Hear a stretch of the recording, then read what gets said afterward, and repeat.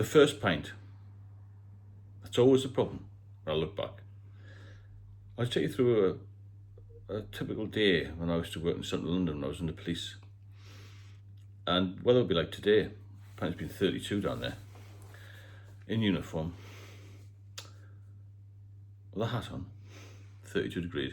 In the days, late 80s, early 90s, of the old Route Master buses, you know, the big red London buses. I think a lot of them are electric now. Just the smog and the smoke, and there was no congestion charge then. So it was boiling, well, it was just so hot. I said boiling, it was really, really hot. And then you had the building heat, obviously the centre of London, because my area was Soho, Mayfair, and Regent Street, all that sort of thing. It's all just in the city of London, the West End of London anyway. So hot. Every single day. Even in the winter it was warm. But in the summertime when I got to 32, it felt like 42. Baking hot. And typical late turn, we've started at 2:30. Busy day. Always busy in the West End of London with something. And we used to finish officially 10:30. We used to hand over probably about 10:15, 10:20, so it goes 45 minutes in the pub. Now when you've been on duty all day in that heat and you fancy a drink, or you're a drinker, getting the boozer is your first priority. Forget about getting the underground home, just get the boozer. I'll never forget the feeling of the first pint. Because my mother's 93, she's 94, she used to say you'd be choking for a pint. So dry and so desperate to get a drink. And walking to the pub, my favourite pub was on my route back to the underground station. It was on Kingly Street, which is behind Hamley's Toy Shop, if you know London. It's on Regent Street, so Kingly Street. Got Regent Street, Kingly Street and Carnaby Street. And I used to drink a Samuel Smith's drink, because Samuel Smiths were quite cheap in London.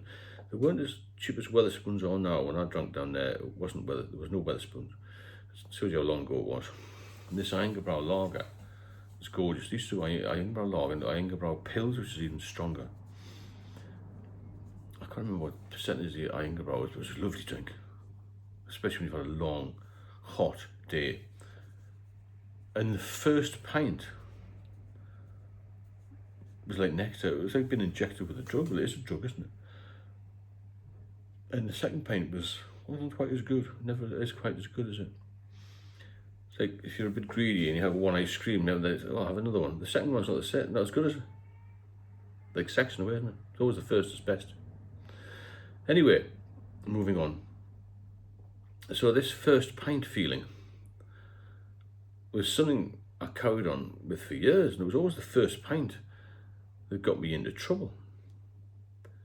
And it got me into trouble after 8 years sober as well. But I remember in London, it was just always the first pint. Even after early turn, when I'd been busy, we'd go to the pub 2:30. The first pint was like, it was lush. There's a word they use nowadays, isn't it? Totally fantastic. That feeling of just going down your throat, the taste of it, the coolness, especially when it's been a warm day. It was incredible, the feeling of that first pint. And I look back fondly and think, how many pints can I get? There's the days before mobile phones, we had pages, and I had all of the underground train times from Oxford Circus to Epping, where I used to live, written on a bit of paper. And I think the last one at the time was 11:35 p.m. from Oxford Circus. I missed that. I was snookered getting back, and there would be war on at home, you know. So I used to time it, so I'd probably get the 11:20, the second from last. I used to keep checking this little bit of paper. The guy behind the bar said, "What are you doing?" "Oh, I'm just checking the train times." Anyway, so dash up to the train, try and get the 11:20, 11:15 or something. Hoping it would be running, and jump on that. And in the summertime, the underground system is so hot. Even with the fan system, the aircon and all, it's so hot. I used to have a little pair of shorts on, t-shirt, pair of training shoes. We couldn't travel in half uniform. You wouldn't want to, it was too hot. And the station was sweltering, sweating buckets, you know. So I had these few pints, just get off at Epping Station. There was no toilets open then, so I used to just nip into the forest or I could pee or whatever. I got home. It was so warm at night. I think, well, I'll take the door out. I always had a couple of bottles hidden in the garage or another fridge we had. Got a couple of bottles of Peroni or something. Took it down in the forest. By this time it was about 12:30, 1:45. And then I have a couple of bottles and then I go home and have a bite to eat and then have some more drinks. Because it was just so hot. This is my excuse. I used to do the same in the winter. I don't know what my excuse was then. But it was all that first pint that got me into trouble. And after 8 years sober, I thought I could handle it again. And the first pint was, I was scared of drinking in a way, but it was just the feeling of it. When you're having a drink for a long time, you felt, wow, what's happened to me? You know, the buzz of it all and the joy of being back in the game of drinking again. And it would be the first pint that'll kill you. Because after that first pint, after 8 years sober, I drank all that week. And by day 7, I was drinking at 8 o'clock in the morning again. That's how quick it was. It doesn't take long to get a grip. So the reality of it is you've got to avoid that first pint because everything rolls on from that first pint. You finish work. If you don't have the first pint, all the other trouble will not come your way. I remember once I went to the section house when I was on duty. I went popping in for a cup of tea, and I know the late shift had finished, and most of the guys went upstairs. There was a club near the police club, subsidised beer and all that. One guy came in. He had a cup of tea, and I said, "Why?" Because I was a sergeant then. "You know, having a pint with the lads?" He said, No, I don't drink, Sarge. I don't drink." And I thought, very unusual. I didn't question him, but I later found out that he made a very high rank in the police.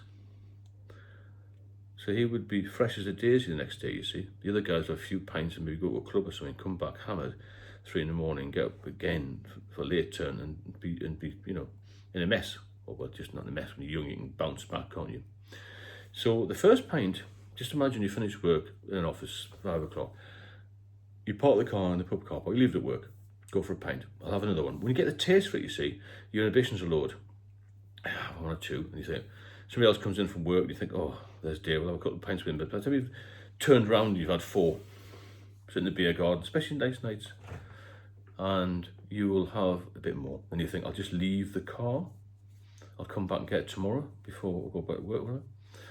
And then you'll be a bit later at home, and you'll get home late, and you probably don't get any food or have any food with you. You'll probably get a kebab or something way about, or a pizza, something rotten. And I'm not saying all the food's rotten, but you understand what I'm saying, a snack.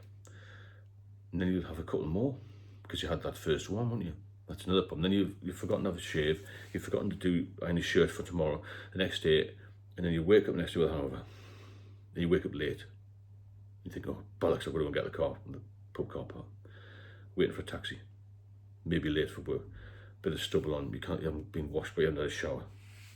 Your breath stinks of booze, kebabs, whatever it is, you know. And from that one pint, the first drink, your whole day is disrupted because the rest of the day will be spent chasing your tail and trying to put things right that would have been put right the night before. That's the problem. You must avoid the first drink.